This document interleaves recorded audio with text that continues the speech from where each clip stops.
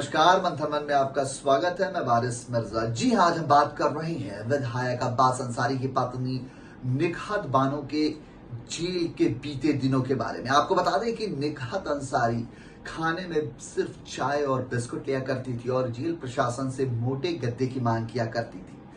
जब उसने अपनी रिहाई की खबर न्यूज़पेपर में पढ़ी तो उसकी खुशी का ठिकाना नहीं रहा। आइए आपको बताते हैं क्या कुछ करती रही थी निकहत बानो जेल के अंदर। निकहत के जेल में कैसे बीते 187 दिन किताबें पढ़ी, महिला बंदियों से सिलाई सीखा।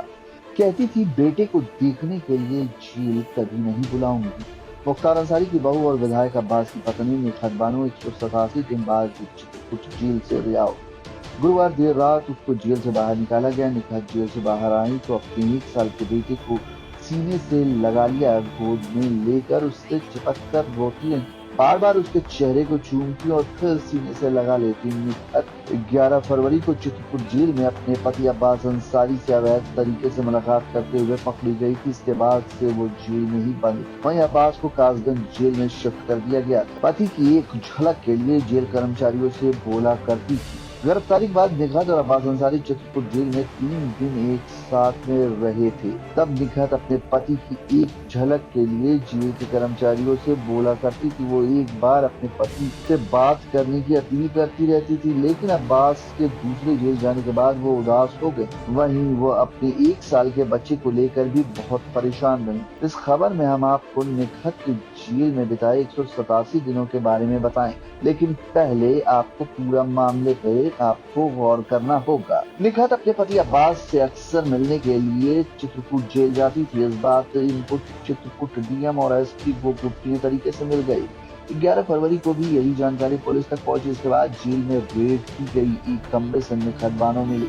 जिस कमरे में निकहत थी उसके बाहर ताला बंद था। पुलिस ने उसके मुताबिक अफसरों के पहुंचने में थोड़ी देर पहले ही अब्बास की जेल कर्मियों ने निकाल दिया था। चेकिंग में निकहत के पास सिर्फ विदेशी करेंसी मोबाइल बरामद हुआ। पूछताछ के बाद निकहत को अरेस्ट कर लिया गया। 11 अगस्त को सुप्रीम कोर्ट से निकहत की जमानत मिली थी। जमानत देते हुए कोर्ट ने कहा था कि निकहत बानो का 1 साल का बच्चा है, उनको मानवीय आधार पर जमानत दी जा रही है। सूत्रों के मुताबिक निकहत जब जेल में आई तब वो बहुत परेशान रहती थी। वो किसी से सही से बात भी नहीं करती थी।